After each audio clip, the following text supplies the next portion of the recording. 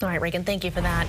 Springfield City Councilor Justin Hurst is accusing the city clerk of failing to disclose a potential conflict of interest, which she calls a baseless claim. Western Mass News reporter Addie Patterson joins us live in studio with both sides of this story. Addie. Chris and Amanda, at the center of this dispute is a grant request connected to the New North Citizens Council in the question whether the city clerk was required to disclose her ties to it.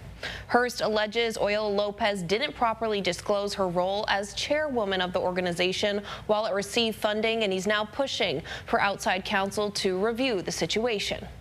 We had the entire city council vote to send this particular appropriation to committee.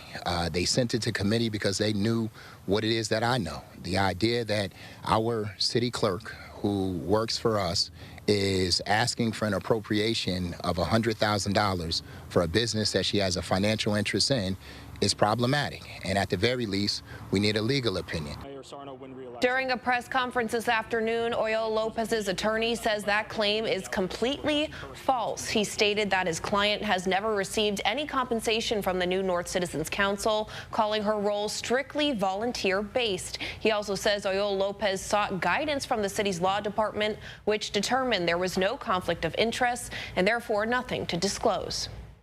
She's never received any financial benefit whatsoever from her position or time at New North Citizens Council.